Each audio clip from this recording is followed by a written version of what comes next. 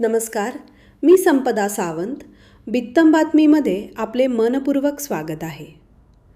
सिंधुदुर्ग जिल्ह्यातील कणकवली तालुक्यातील नाटळ गावात सुमारे 120 वर्षाच्या इतिहासात प्रथमच श्री रामेश्वर पंचायतन मूर्तींना वज्रलेप व प्राणप्रतिष्ठा करण्यात येत आहे. 28 मार्चपासून सुरू झालेले हे काम आता पूर्णत्वास आले असून पुनः प्राणप्रतिष्ठा महोत्सव 11 एप्रिल आणि 12 एप्रिल रोजी मोठ्या उत्साहात साजरा होणार आहे. सुमारे 120 वर्षांनंतर हा महोत्सव गावात होत असल्याने ग्रामस्थ आणि भाविकांमध्ये वेगळाच उत्साह निर्माण झाला आहे. या पार्श्वभूमीवर देवस्थान प्रमुख आपाजी व्यंकटेश सावंत आणि ज्येष्ठ पुजारी पराग मुंडले आपल्यासोबत अधिक माहिती देणार आहेत. वज्रलेप आणि प्राणप्रतिष्ठेचे धार्मिक महत्त्व काय आहे? नमस्कार, मी पराग मुंडले. रामेश्वर मंदिर नाटळ, तालुका कणकवली, जिल्हा सिंधुदुर्ग येथील नाटळ गावचा ग्रामपुरोहित म्हणून बोलतोय. सध्या जो श्री रामेश्वर मंदिरात वज्रलेप आणि पुन्हा प्राणप्रतिष्ठा असा कार्यक्रम आयोजित केलेला आहे, त्याचं धार्मिक महत्त्व असं आहे की बऱ्याच दिवसानंतर त्या मूर्तीवरती होणारा पाण्याचा, त्यानंतर पंचामृताचा आणि इतर वातावरणाचा जो काय परिणाम होतो, त्यामुळे मूर्ती झिजतात किंवा काही ठिकाणी भंग पावतात आणि अशा मूर्तींना परत संजीवनी देण्यासाठी, मूर्त स्वरूप देण्यासाठी हा वज्रलेप विधी केला जातो. या विधीची प्रक्रिया नेमकी कशी पार पडते? तर हा विधी, याला वज्रलेप विधी असं म्हणतात. या विधीची प्रक्रिया अशी आहे की जे मूर्ती पहिले असतात त्याच्यातील जे देवतत्व आहे, ते देवतत्व धार्मिक विधी आणि होम हवन करून एका कलशामधील पाण्यामध्ये ते देवतत्व साठवण्यात येतं, ठेवण्यात येतं, संरक्षित करण्यात येतं आणि त्यानंतर जे काय वज्रलेप करणारे मूर्तिकार आहेत, वज्रलेप करणारे कारागीर आहेत, त्यांच्या ताब्यात त्या मूर्त्या दिल्या जातात.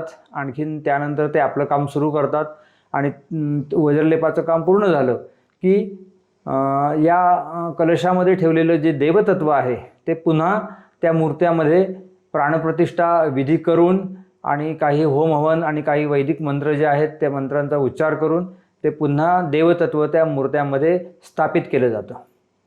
पंचायतन मूर्तींची परंपरा काय सांगते?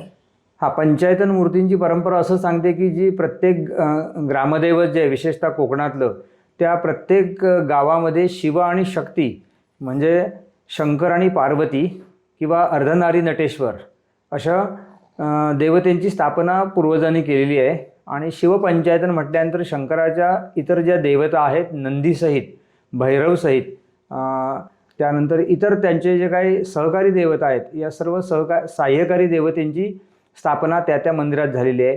जिथे देवीचं आधारस्थान असतं त्या ठिकाणी त्या देवीचे पंचायतन देवता आहेत, त्यांचं स्थापना केलेली असते. या त्या देवता आहेत, त्या मुख्य देवतांच्या सहाय्यकारी देवता आहेत आणि त्यानुसार गाव रहाटी चालते. हा सोहळा 120 वर्षांनीच का केला जातो? असं नाही आहे. हा आमचा सोहळा 120 वर्षांनी होतो आहे किंवा 125 वर्षांनी होत असेल. 120 किंवा 125 वर्षांनीच करावा अशी काही पद्धत कुठे धर्मशास्त्रात सांगितलेली नाही आहे. परंतु जो वज्रलेप करतात त्याची शाश्वता म्हणजे वॉरंटी जी असते ती कमीत कमी 100 वर्षाची असते आणि दरम्यानच्या काळात पंचामृत स्नान, अत्तराचं स्नान किंवा इतर काही जे काय लेपन आहे, त्या लेपनामुळे ज्या मूर्तीमध्ये क्षीणता येते, काही मूर्ती भंग पावतात, काही मूर्तींना असे दोरे जातात, म्हणजे काही मूर्तींचे हात, पाय किंवा इतर डोळे जे आहेत ते एकदम क्षीण दिसतात. अशावेळी हा वज्रलेप पुन्हा पुन्हा करायचा असतो. विठ्ठल रुक्मिणी मंदिरात हा वज्रलेप नुकताच झालेला आहे. कोल्हापूरच्या अंबाबाईच्या मंदिरात पण झालेला आहे. तसेच देहू येथे तुकाराम महाराजांची जी समाधी आहे तिथे पण हा वज्रलेप नुकताच झालेला आहे. तर हा वज्रलेप 120च वर्षांनी करायचा असा नाही आहे, पण कमीत कमी त्या वज्रलेपाची शाश्वती जी आहे ती मूर्तिकार जे ते 100-125 वर्षाची देतात आणि त्यामुळे हा सोहळा आमच्या गावामध्ये हा 120 ते 125 वर्षांनी होत आहे. प्राणप्रतिष्ठेनंतर मंदिरात काय बदल जाणवतात? नक्कीच फार चांगला प्रश्न आपण विचारलेला आहे की प्राणप्रतिष्ठेनंतर प्रत्येक मूर्तीला जी आहे ती ऊर्जित अवस्था प्राप्त होते. जसं आपण रिचार्ज होतो ना, कुठल्याही आजारातून औषध घेतल्यानंतर आपण पूर्ववत होतो किंवा जो आपल्याला नैराश्य प्राप्त झालेले असते त्याच्यावरती जर योग्य आपल्याला औषध मिळालं किंवा योग्य आपल्याला बोध मिळाला तर आपल्याला परत संजीवनी प्राप्त होते. तसंच आहे या मूर्तीमध्ये जे अनेक प्रकारचे भक्तगण येतात त्याच्यामध्ये सर्व भक्तगण हे सात्विक भावनेचे नसतात. रजस तमस सत्व असे 3 गुण आहेत. या तिन्ही गुणांनी युक्त असे भक्त आलेले असतात. त्याच्यात जास्त निगेटिव्ह एनर्जी ज्यांच्याकडे आहे अशा प्रकारचे भक्त मंदिर परिसरात आल्यानंतर किंवा मंदिराचं आतमध्ये आल्यानंतर, तसेच क्लायमेट म्हणजे वातावरणाचा जो अशुद्ध वातावरणाचा जो परिणाम झालेला असतो, पोल्युशनमुळे प्रदूषणामुळे जो परिणाम झालेला असतो, या सर्व गोष्टीमुळे ह्या मूर्तीमध्ये जी काय निगेटिव्हिटी आलेली असते म्हणूया किंवा मूर्ती ज्या क्षीण झालेल्या असतात या परत वज्रलेपानंतर पूर्ववत होतात आणि या अमूर्त भगवंत जो आहे, अमूर्त परमेश्वर जो आहे या मूर्त स्वरूपात या आपल्या मूर्तीमधून प्रगट होतो आणि त्याच्यातून जी ऊर्जा प्राप्त होत असते त्या वज्रलेप झाल्यानंतरच्या काळात ती ऊर्जा येणाऱ्या भाविकांना आणि संपूर्ण त्या परिसराला, नवे पूर्ण गावाला संजीवनी प्राप्त करून देते. खूप मोठे आशीर्वाद देवाचे प्राप्त होतात आणि तो विलक्षण किंवा अद्भुत असा हा सोहळा किंवा त्यानंतरची परिणामकता जाणवते.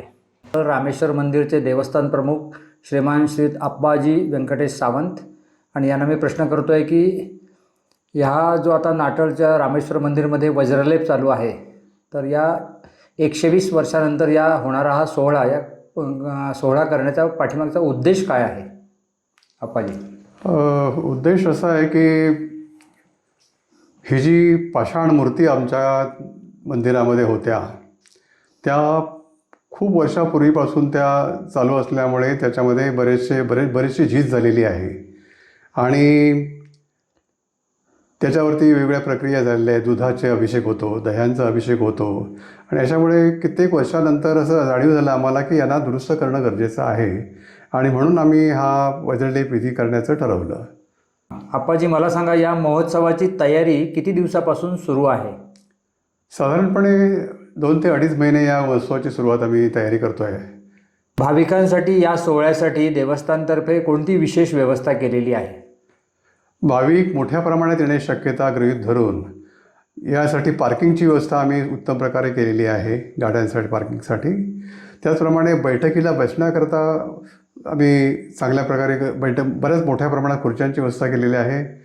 जेवणाची व्यवस्था, महाप्रसादाची व्यवस्था केलेली आहे. त्याचप्रमाणे टॉयलेट, वॉशरूमसाठी पण व्यवस्था आम्ही केलेली आहे.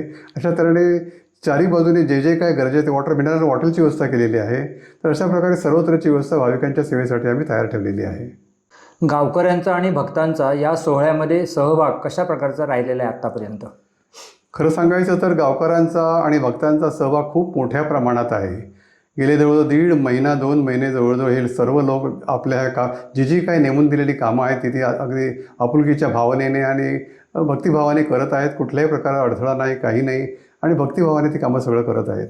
लोक आणि त्या पाहुणे मंडळीसुद्धा या उत्सवामध्ये सहभागी होण्याच्या दृष्टीने तन मन धन अर्पून सगळं आपलं सर्वस्व देत आहेत. सर्वस्व आपली जे शक्य आहे ती मदत आम्हाला त्या ठिकाणी करत आहेत. या ऐतिहासिक सोहळ्याची नोंद जतन करण्यासाठी काही विशेष उपक्रम आपण राबवत आहात का? हो, जसं की सांगायचं तात्पर्य म्हणजे आपले जी लोकल वृत्तपत्र आपल्याकडे आहेत त्या सर्व लोकल वृत्तपत्रांना त्या सोशल मीडियावरती याचा मोठ्या प्रमाणात आम्ही प्रसार पण केलेला आहे. फोटोग्राफी आणि शूटिंगच्या द्वारे सुद्धा काही डॉक्युमेंट जतन करून ठेवण्याचं आमचं मानस आहे. त्याप्रमाणे तयारी आम्ही केलेली आहे, जेणेकरून पुढच्या पिढीला हे त्यांना दाखवण्याकरता किंवा त्यांच्या संग्रह ठेवण्याकरता म्हणून उपयोग होईल. ग्रामस्थांना आणि येणाऱ्या पाहुणे मंडळींना सर्वांना या कार्यक्रमाच्या निमित्ताने येण्याकरता किंवा येथील त्या सर्वांना मी देवस्थानतर्फे, नाटळ गावातर्फे त्यांना मी सर्वांना शुभेच्छा देतो. धन्यवाद.